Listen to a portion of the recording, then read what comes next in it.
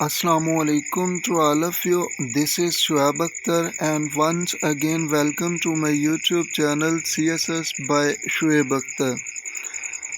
So आज इस lecture में हम कुछ सेंटेंसेस को देखेंगे जो कि बहुत सारे स्टूडेंट्स के डाउट्स भी थे, तो उनको आज हम क्लियर करेंगे।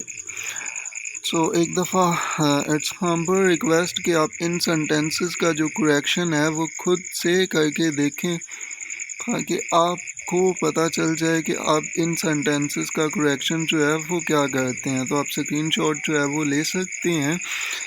आई think so the sentences are 6 in number. आप इनका स्क्रीनशॉट लेकर एक दफ़ा खुद से भी इनको सॉल्व कर सकते हैं।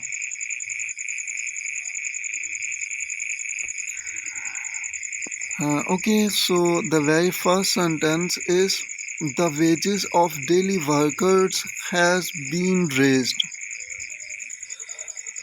तो एक्चुअली ये देखें कि वेजेस के अब दो मीनिंग्स होते हैं, ठीक है। We have two meanings of wages.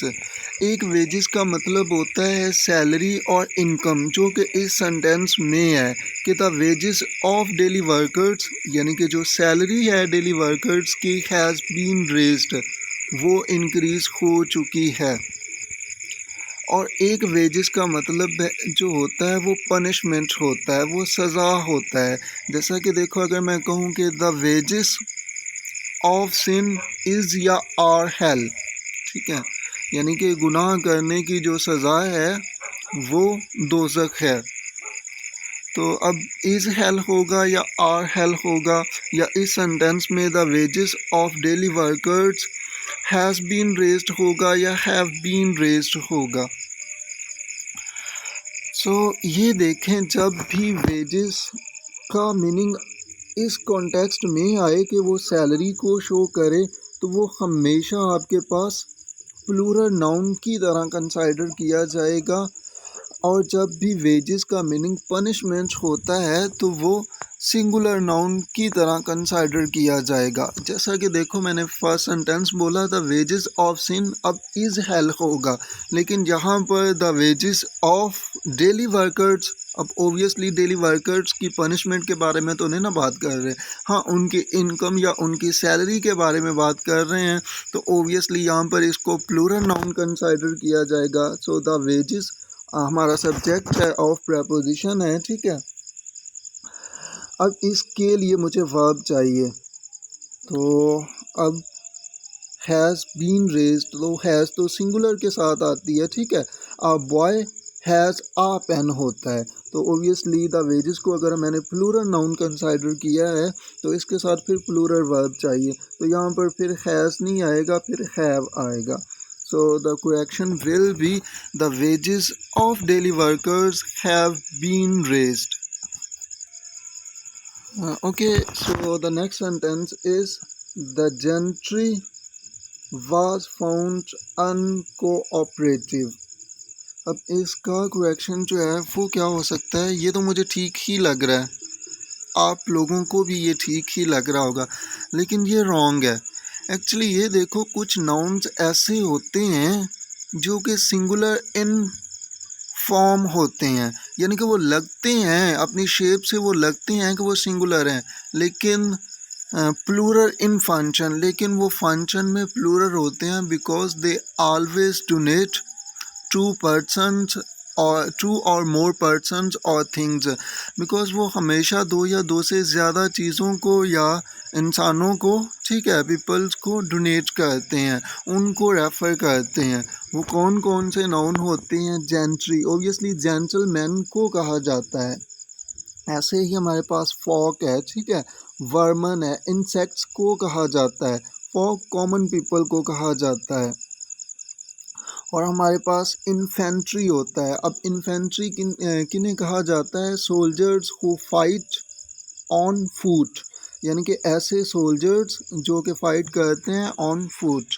और ऐसे कैवेलरी भी होता है। अब कैवेलरी जो है वो किन किन सोल्जर्स को कहा जाता है, soldiers who fight on horse back, ठीक है, जो घोड़ों पर फाइट करते हैं उनको आप कैवेलरी कहा जाता है और वो बहुत सारे सोल्जर्स को कहा जाता है, एक सोल्जर को नहीं कहा जाता है। ऐसे ही एक और वर्ड होता है क्लर्जी। अब क्लर्जी किन्हें कहा जाता है?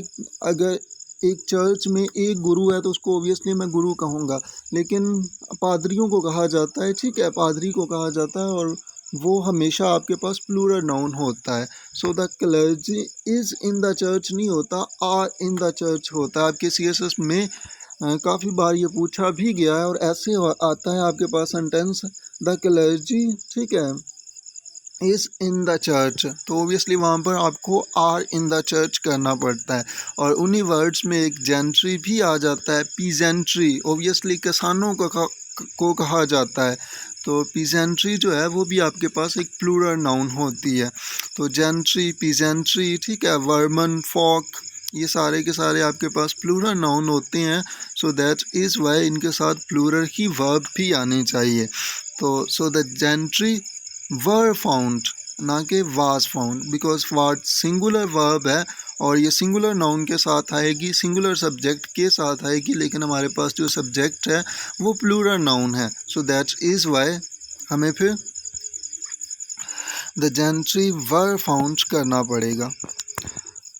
Okay, so the next one is that boy is my cousin brother. अच्छा, ये तो ठीक ही मुझे भी लग रहा है, इसमें क्या मिस्टेक हो सकती है? तो एक्चुअली ये देखो, इंग्लिश लैंग्वेज में एक स्टेटमेंट होती है सुपरफ्लूअस स्टेटमेंट, ठीक है, सुपरफ्लूअस स्टेटमेंट यानी कि एक चीज़ का एक हद से ज़्यादा इस्तेमाल कर देना। जैसा कि देखो फाइनल कंक्लूजन, अब फाइनल का भी वही मीनिंग है, कंक्लूजन का भी वही मीनिंग है, ठीक है। बेसिक फंडामेंटल, अब बेसिक फंडामेंटल, ओबियसली फंडामेंटल का भी वही मीनिंग होता है, बेसिक का भी वही मीनिंग होता है। So that is why we can't use these two words together, ठीक है, हम इन दो वर्ड्स को एक साथ इकट्ठे यूज़ नहीं कर सकते। और उन्हीं में से आपके पास ये भी एक सुपरफ्लूअस स्टेटमेंट है। कैसे सुपरफ्लूअस स्टेटमेंट है? अगर तो आपको रूल रटना है, ठीक है, तो आप ऐसे रट सकते हैं कि कज़न के साथ कभी भी ब्रदर जो है या सिस्टर जो है वो नहीं आता। अब क्यों नहीं आता, इसके पीछे रीज़न क्या है? तो एक्चुअली ये देखें, ये ब्रदर नहीं आएगा, बिकॉज ये देखो दैट बॉय, अब बॉय से ही मुझे पता चल रहा है कि मैं ब्रदर की बात कर रहा हूँ, तो ये सुपरफ्लूअस चला जाएगा, ठीक है।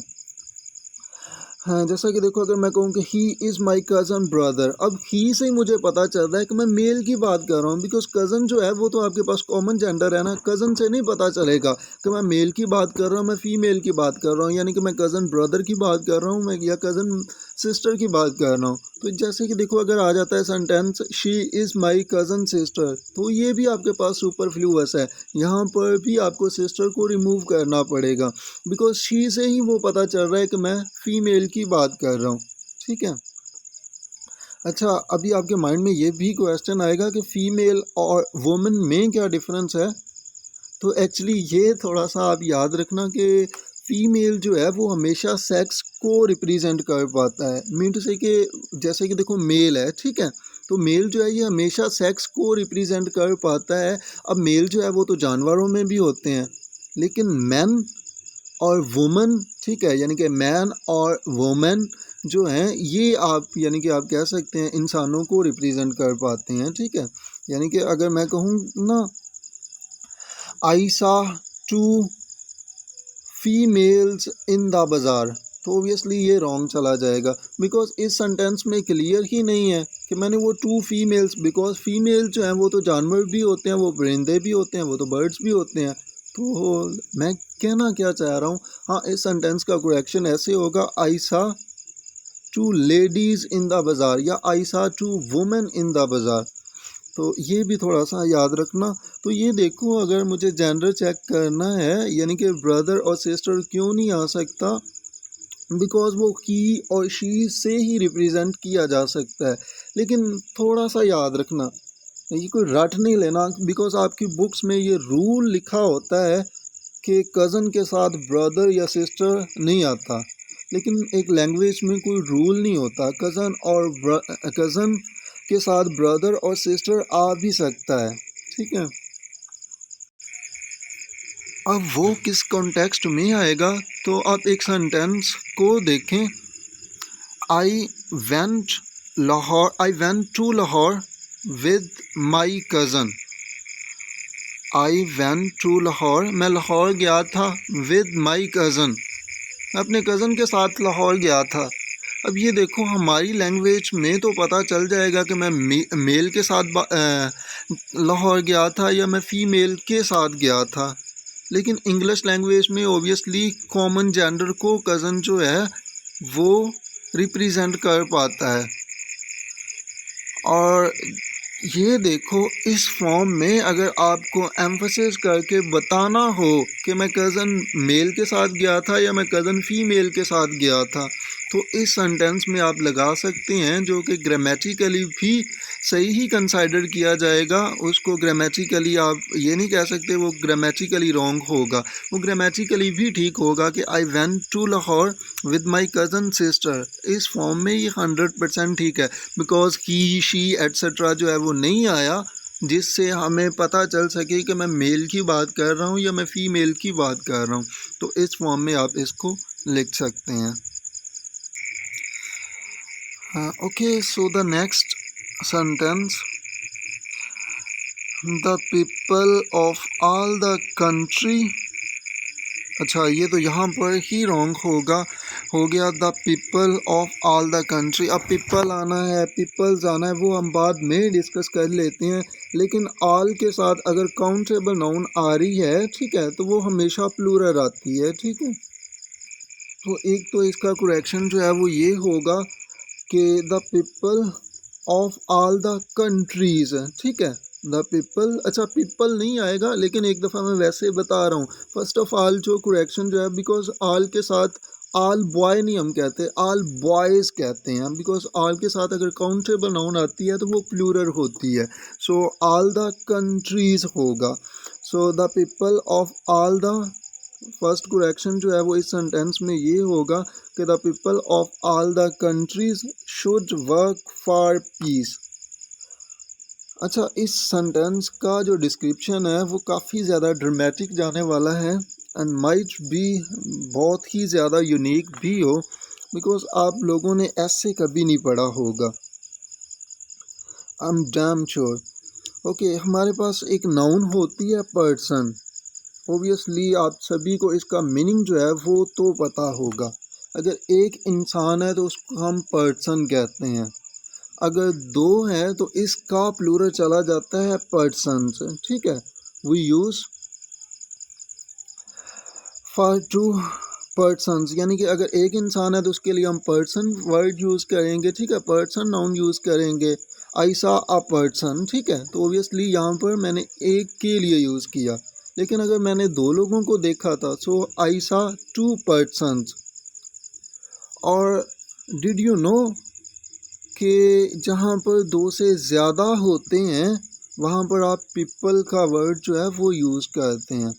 और पीपल को कभी भी दो लोगों के लिए नहीं यूज़ किया जाता. कभी किसी अच्छी बुक से या अच्छी डिक्शनरी से आप वेरीफाई करना, ऑक्सफोर्ड कैम्ब्रिज से, पीपल को कभी भी दो यानी कि लोगों के लिए कभी भी यूज़ नहीं किया जाता. वहाँ पर आप पर्सन्स को यूज़ करते हैं. और जहाँ पर आपके पास मोर देन टू होते हैं पर्सन्स, तो वहाँ पर आप पीपल नाउन को यूज़ करते हैं. अच्छा, लेकिन मैंने तो ये भी देखा है कि हम मोर देन टू के लिए भी पर्सन्स को यूज़ करते हैं. तो ये क्या सेंसेशन है, ये क्या भाई है, कन्फ्यूजन होगी आप लोगों को. तो एक्चुअली ये बात माइंड में रखना, जहाँ पर भी आपके पास एग्जैक्ट नंबर जो है ना वो मौजूद हो, ठीक है, वहाँ पर आप पर्सन्स को लिखते हैं, पर्सन्स को यूज़ करते हैं. और जहाँ पर भी आप अप्रॉक्सीमेटली बताते हैं वहाँ पर आप पीपल को देखते हैं. जैसा कि देखो, अगर मैंने एक क्राउड देखा, बहुत सारे लोगों का हजूम था, तो कोई मुझसे पूछता है कि यार वहाँ पर कितने लोग थे, तो मैं कहूँगा कि यार ऑलमोस्ट ना 100 पीपल थे. अब मैं ये नहीं कह सकता 100 पर्सन्स, ये रॉन्ग चला जाएगा. लेकिन ये देखो, अगर मैंने सभी को वो गिना तो मुझे यार पता चला कि ये तो 98 हैं. तो अब मुझसे अगर कोई पूछता है कि वहाँ पर कितने लोग थे, तो मैं ये कह सकता हूँ कि देयर आर 98 पर्सन्स. अब मैं यहाँ पर इसका प्लूरल जो है यानी कि पर्सन्स प्लूरल वो मोर देन टू के लिए भी इस कॉन्टेक्स्ट में यूज़ कर सकता हूँ जहाँ पर आपके पास एग्जैक्ट नंबर मौजूद हो। लेकिन अगर अप्रॉक्सीमेटली की सेंस में आप यूज़ करते हैं तो या आप अपना अंदाज़ा लगाते हैं तो वहाँ पर आपको पीपल ही लिखना पड़ेगा, ये याद रखना। अच्छा, माइट भी किसी के माइंड में ये कन्फ्यूजन आए कि ऐसा होता ही नहीं है, पीपल को भी तो दो के लिए यूज़ कर लेते हैं अगर कोई टीचर देख रहा है तो। चले मैं आपको एक बुक बता देता हूँ, द ब्लू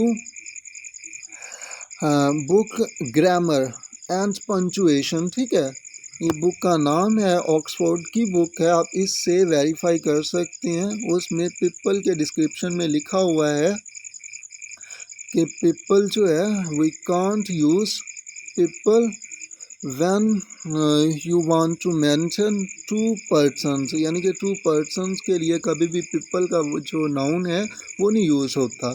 अच्छा, पीपल को आप यूज़ करते हैं फॉर मोर देन टू के लिए। अच्छा, एक और नाउन होती है इंग्लिश लैंग्वेज में, आ पीपल। अब आ पीपल इसका जो प्लूरल होता है वो चला जाता है द पीपल्स, और आ पीपल का मतलब होता है एक नेशन, ठीक है। और द पीपल्स का मतलब चला जाता है, पीपल्स का मतलब चला जाता है जिसका प्लूरल बनता है, इसमें एस लगाकर उसका प्लूरल बनाते हैं। जैसा कि देखो बहुत सारे नाउन्स में एस लगाकर उसका मीनिंग भी चेंज किया जाता है, लेकिन हम वो बात बाद में डिस्कस कर लेते हैं। लेकिन इसमें आप एस लगाकर इसका प्लूरल बनाते हैं जिसका मतलब सारी दुनिया की, या आप ये कह सकते हैं कि नेशंस बन जाता है। जैसा कि देखो अगर मैं बात करूं कि the people of Pakistan and China are friends etcetera, तो ओबियसली यहाँ पर ये रॉन्ग चला जाएगा बिकॉज यहाँ पर मैं दो नेशंस की बात कर रहा हूँ, और in the context of Nations जहाँ पर एक से ज़्यादा नेशंस को दिखाना पड़ता है वहाँ पर ओबियसली आप पीपल्स को यूज़ करते हैं। तो यहाँ पर फिर क्या होगा, the peoples because of all the countries, mean to say कि इसका मतलब क्या बना कि सारी कंट्रीज़ की जो नेशंस हैं उनको पीस के लिए काम करना चाहिए। तो आई होप सो कि आपको इसका करेक्शन जो है वो बहुत अच्छे से पता चला होना है कि द पीपल रॉन्ग चला जाएगा। क्यों? बिकॉज दुनिया की नेशंस की बात की जा रही है, अब दुनिया के पीपल तो नहीं ना हो सकते, ऑब्वियसली हम नेशंस को ही मेंशन करना चाह रहे हैं। सो द पीपल्स आगे आल है तो आल के साथ काउंटेबल नाउन है तो वो हमेशा प्लूरल होगी। So the people of all the countries should work. अच्छा, वर्क जो है वो यहाँ पर तो वर्ब है, लेकिन did you know work English language में नाउन भी होती है, और वर्क इंग्लिश लैंग्वेज में अनकाउंटेबल नाउन होती है जिसका प्लूरल जो है वो नहीं होता। वर्क अनकाउंटेबल नाउन होती है जिसका प्लूरल नहीं होता। बिकॉज ये देखो कि आप ना कभी भी अब अकॉर्डिंग टू ग्रामेरियन बता रहा हूँ, अपने आप से तो नहीं बता रहा, लेकिन ये देखो कि इंग्लिश ग्रामेरियंस जो हैं वो ये कहते हैं कि आप वर्क को कभी भी काउंट कर ही नहीं सकते। जैसा कि देखो अभी मैं वीडियो रिकॉर्ड कर रहा हूँ, ठीक है, साथ में टाइप भी कर रहा हूँ, देख भी रहा हूँ, सुन भी रहा हूँ, तो ओबियसली ये इतने सारे काम बन जाते हैं तो इनको काउंट तो किया ही नहीं जा सकता। सो that is Y English language में जो वर्क है वो अनकाउंटेबल नाउन है। मीन टू से कि इसका प्लूरल नहीं बनाया जा सकता कि आप इसके लास्ट में एस लगाकर इसका प्लूरल बना दें। लेकिन वर्क्स नाम का भी तो इंग्लिश लैंग्वेज में वर्ड होता है। तो एक्चुअली ये देखो बहुत सारे नाउन, या भी ऐसा कह सकते हैं बहुत सारे वर्ड्स के लास्ट में एस लगाकर उनका मीनिंग चेंज किया जाता है। जैसा कि देखो वर्क का मतलब अनकाउंटेबल नाउन है जिसका मतलब काम होता है, और जब इसमें एस लग जाता है तो वर्क्स बनता है जिसका मतलब पूरी ज़िंदगी के काम होता है, ठीक है। आपने सुना होना है the works of Shakespeare, the works of कायदे आज़म, तो ओबियसली उनके वर्क्स हैं बिकॉज उनकी पूरी ज़िंदगी के काम हैं। और वर्क्स का मतलब आई एम डैम श्योर आप में से ऑलमोस्ट किसी को भी नहीं पता होगा, वर्क्स का मीनिंग फैक्ट्री भी होता है, वर्क्स का मीनिंग कंपनी भी होता है। अब ये तो बहुत ज़्यादा ड्रामेटिक चला गया। जैसा कि देखो, इफ़ आई से I worked in iron works, that's mean मैं आयरन की कंपनी में काम करता था। I worked in silver works, तो ऑब्वियसली मैं सिल्वर की कंपनी में काम करता था। हाँ, बहुत सारे वर्ड्स ऐसे होते हैं, जैसा कि देखो पिक्चर, तो ऑब्वियसली पिक्चर का मीनिंग जो है वो आप सभी को पता होगा। पिक्चर का मीनिंग तस्वीर होता है, लेकिन डिड यू नो पिक्चर में जब आप एस ऐड कर देते हैं तो उसका मीनिंग चेंज हो जाता है, उसका मीनिंग सिनेमा चला जाता है। जैसा कि देखो, अगर मैं कहूँ I went to the pictures to see Fast and Furious, तो यहाँ पर इस कॉन्टेक्स्ट में आपने जो पिक्चर्स वर्ड यूज़ किया है, I went to the pictures, यानी कि मैं सिनेमा गया क्या करने, to see Fast and Furious, Fast and Furious देखने के लिए। और भी बहुत सारे वर्ड्स ऐसे होते हैं जिनमें एस लगाकर मीनिंग ही चेंज कर लिया जाता है। जैसा कि देखो वाटर, अब वाटर का मीनिंग, वाटर भी एक अनकाउंटेबल नाउन है। यू कांट काउंट वाटर, आप वाटर को कभी भी नहीं काउंट कर सकते। You can't say one water, two water etcetera, uncountable noun है। लेकिन इसके लास्ट में भी एस लगाकर इसका मीनिंग ही चेंज कर लिया जाता है, और वाटर्स का मतलब सी और ओशन होता है। चलें, ये होते तो बहुत सारे वर्ड्स हैं, जैसा कि देखो वुड, वुड अनकाउंटेबल नाउन है जिसका मतलब लकड़ी होता है, लेकिन जब इसमें एस को लगाया जाता है तो इसका मीनिंग चेंज हो जाता है वुड्स, और वुड्स का मतलब आप सभी को पता होगा, फॉरेस्ट को कहा जाता है, जंगल को कहा जाता है। चलें, नेक्स्ट सेंटेंस को कहते हैं अर्शी लेफ्ट फॉर ननकाना साहब बाय 3:30 o'clock। अच्छा, इसमें क्या मिस्टेक है, तो एक्चुअली ये याद रखना, जब भी आवर्स के साथ मिनट्स आ जाते हैं तो फिर आप ओ क्लॉक को नहीं यूज़ कर सकते। अगर ओनली आवर्स दिए हों तो फिर उस फॉर्म में आप यूज़ कर सकते हैं ओ क्लॉक को। अगर तो ऐसे होता अर्शी लेफ्ट फॉर ननकाना साहब बाय 3 o'clock, तो फिर ये ठीक था, then you can use. Otherwise इस कॉन्टेक्स्ट में आप इसको यूज़ नहीं कर सकते, तो ये ध्यान रखना। हाँ, इसका करेक्शन जो है वो 3 o'clock भी आप कर सकते हैं, बिकॉज आप 3 o'clock, 4 o'clock, 5 o'clock लगा सकते हैं, लेकिन अगर साथ में मिनट्स दिए हों, आवर्स के साथ आपके पास मिनट्स हों, तो फिर आप ओ क्लॉक को नहीं यूज़ कर सकते। Okay, so the next sentence is my brother has a new dress.